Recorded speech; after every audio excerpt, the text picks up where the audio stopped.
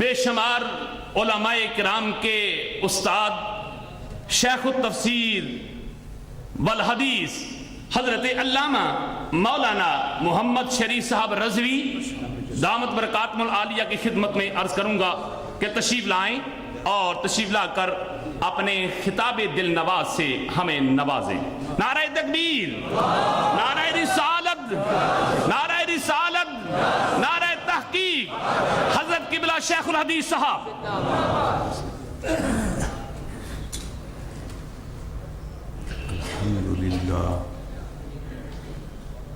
الحمدللہ وکفا وسلام علی عبادہ الذین اصطفیٰ، اما بعد فاعوذ باللہ من الشیطان الرجیم، بسم اللہ الرحمن الرحیم، ومن يعظم شعائر اللہ فإنہا من تقوی القلوب۔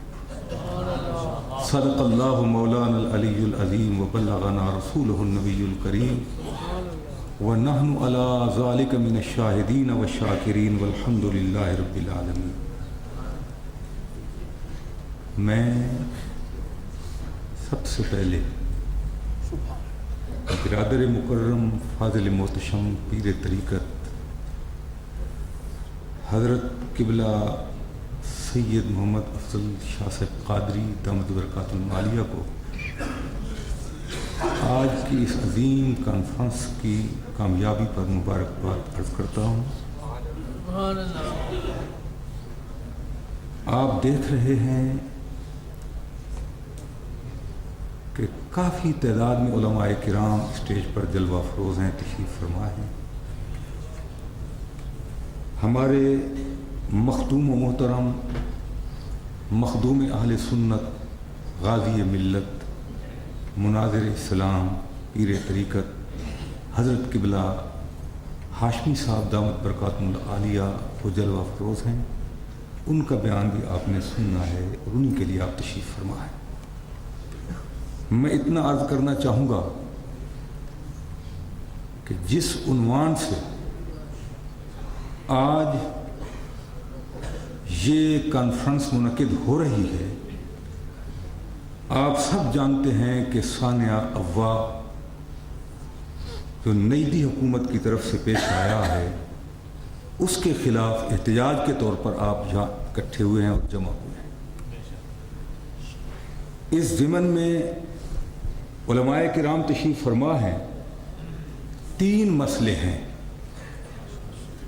اگرچہ ان کے بیان کرنے کا وقت نہیں ہے، وقت قلیل ہے، میں اشارہ کیے دیتا ہوں۔ پہلی بات تو یہ ہے، حضور سرور کائنات فخر موجودات رحمت عالم نور مجسم کے والدین کریمین کے جنتی ہونے کی، اور دوسری بات یہ ہے قبور کی زیارت کی کہ کیا جائز ہے یا نہیں، اور تیسری بات یہ ہے قبور کے مسمار کرنے کی۔ یہ 3 باتیں ہیں۔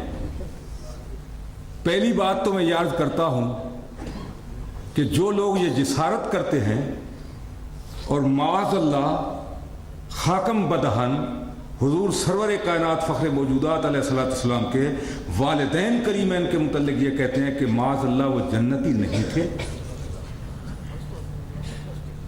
ایمان پر ان کا معاذ اللہ خاتمہ نہیں ہوا اور وہ جہنمی ہیں، میں مختصراً یہ عرض کر دوں کہ جو لوگ یہ کہتے ہیں کہ وہ جہنمی ہیں، وہ کہنے والا ہی جہنمی ہے۔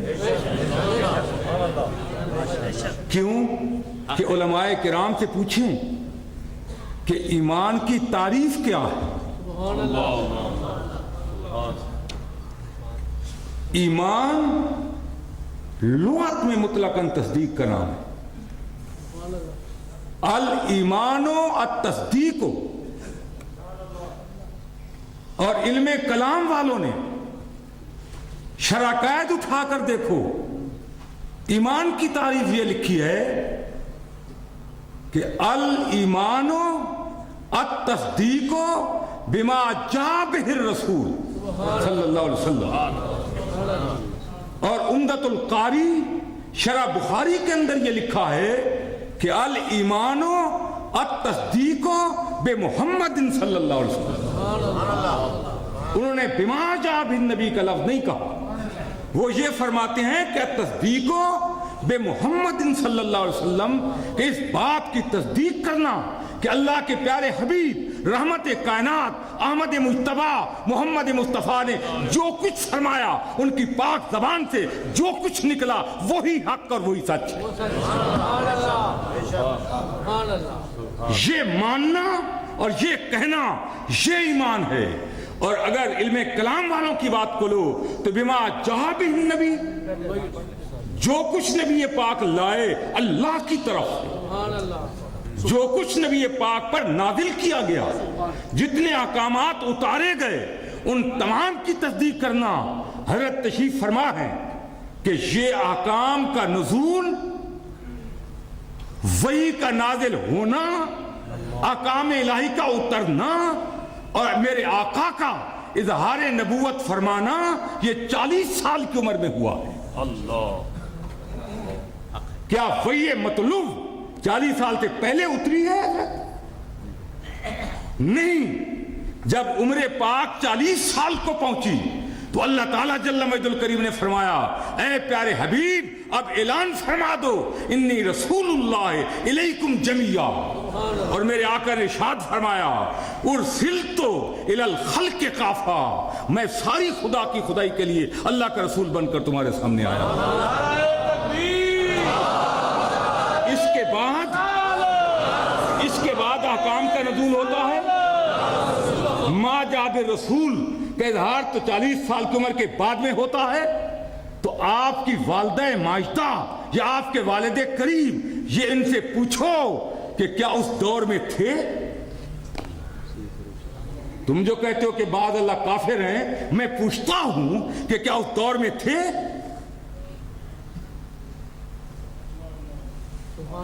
کیا انہوں نے بما جاء بالنبی کا انکار کیا؟ کوئی مجھے بتائے. اللہ، کافر جو کہتے ہو، کہتے جو جنتی نہیں ہیں، تو میں ان ملاؤں کو قیامت تک آنے والوں کو چیلنج کرتا ہوں کہ کسی روایت سے ثابت کرو کہ آپ کے والدین کریمین نے ما جاء بالرسول کا انکار کیا. جب ما جاء بالنبی کا اور رسول کا انکار ثابت نہیں ہے اور نہیں کر سکتے ہو تو کس منہ سے بکتے ہو کہ وہ کافر ہے؟ وہ تو زمانہ فطرت ہے اور زمانہ فطرت کے متعلق قاعدہ ہے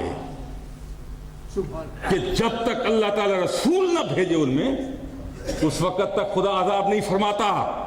تو تم کس منہ سے کہتے ہو وہ تو کسی کو بھی عذاب نہیں ہوگا حضور.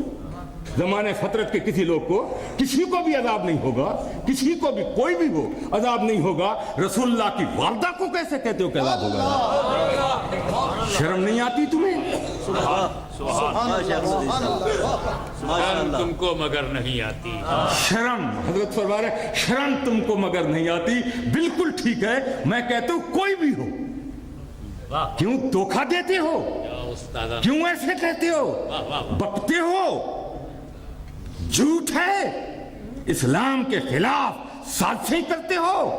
اسلام کے دشمنوں اسلام کے خلاف سازش کرنے سے باز آؤ.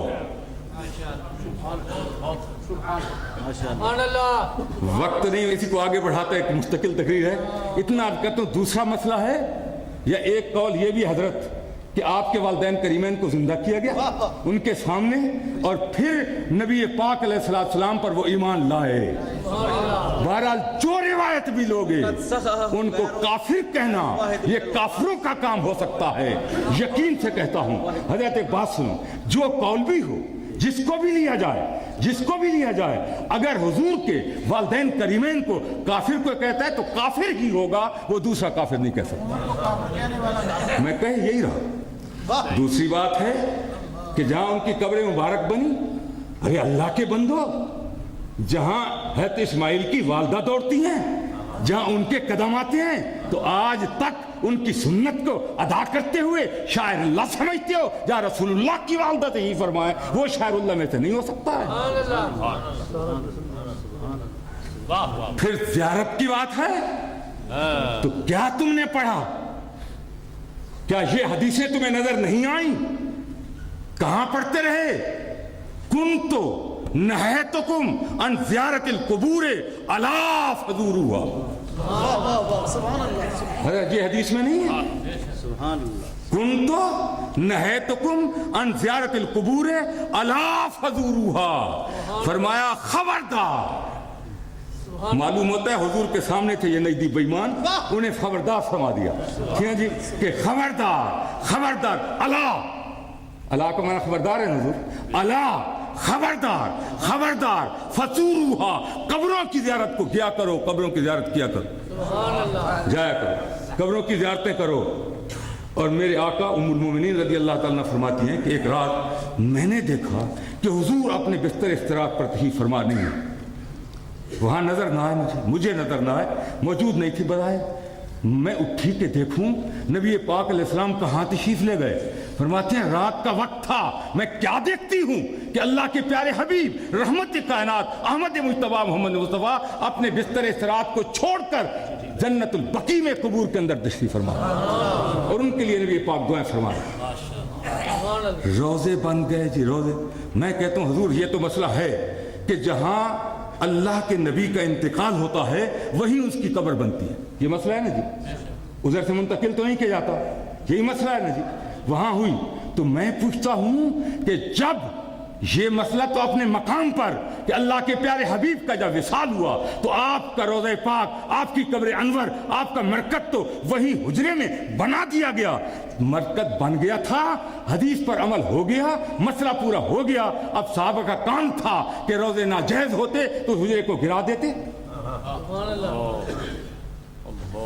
کیا کہنی ہے، بہت بڑھیا استدلال ہے. گرا دیتے کہ وہ کام تو ہو گیا جو جائز تھا، جو کرنا تھا وہ تو کر لیا. اب روزے پر رہنا، گنبد رہنا، مکان رہنا یہ معاذ اللہ ناجائز ہے. تو میں پوچھتا ہوں صحابہ نے گرایا کیوں نہیں؟ صحابہ نے نہیں گرایا، صحابہ نے بنایا ہے، گرایا نہیں ہے. بنانا کام صحابی کا کیا. پھر کیا ہوا کہ بنانا کام صحابی کا ہے، گرانا کام وہابی کا نہیں کیا. جو گرائے گا وہ وہابی کہلائے گا، جو بنائے گا وہ سنت صحابی پر عمل کرے گا، وہ صحابی ہوگا. کسی دور میں کسی نے گرایا؟ کر کے دیکھیں جرأت. آج بھی چیلنج کرتا ہوں کہ جرأت کر کے دیکھیں. اگر یہ ناجائز ہوتا، یہ کام صحابہ نہ ہونے دیتے، تابعین نہ ہونے دیتے، تبع تابعین نہ ہونے دیتے، لیکن ہر دور میں رہا. معلوم ہوتا ہے یہ کام تو یہی جائز ہے. اس کو ناجائز کہنے والا کوئی حرامی وہابی ہو سکتا ہے، کوئی سنی اس کو ناجائز نہیں کہہ سکتا. یہ گرا رہے ہیں. کیا استادانہ رنگ ہے بھائیو. ہمارا احتجاج ہے کہ ان نازیبا حرکات سے باز آ جاؤ. ہم نجدیوں کو کہہ رہے ہیں نازیبا حرکات سے باز آ جاؤ، ورنہ دیکھو سنی اتنے ہیں، یہ شیر ہیں، جب جاگ اٹھے تو تم ان کے سامنے ٹھہر نہیں سکو گے. اب بھی وقت ہے، ہوش کر لو. جس محمد ابن عبدالوہاب نجدی بےمان کتے کی تم سیرت بیان کرتے ہو، اس کے نام پر کانفرنسیں کرتے ہو. کچھ تو علامہ شبیر احمد صاحب نے کہہ دیا، وقت نہیں ورنہ میں آپ کو بتاتا، آپ حیران ہوتے یہ کتا تھا کون، اللہ. یہ بےمان کیسا تھا. یہ اسی کی سنت پر عمل پیرا ہو رہے ہیں آج کل کے. انہیں پھر میں کہتا ہوں کہ باز آ جاؤ. وہاں سے بھاگے ہو پاکستان، ہندوستان سے بھاگے پاکستان ہے، پاکستان سے بھاگے اب یہاں پہنچ گئے. اور انشاءاللہ شیران اہل سنت نے یہاں بھی ان کا تعاقب کیا ہے، یہاں بھی نہیں رہیں گے. وآخر دعوانا ماشاءاللہ. یہ تھے استاذ العلماء والفضلاء حضرت علامہ محمد شریف رضوی صاحب دامت برکاتہ العالیہ، جنہوں نے اپنے خطاب دل نواسی محققانہ اور ادیبانہ اور بڑا ہی الحمدللہ عالمانہ خطاب فرمایا. الحمدللہ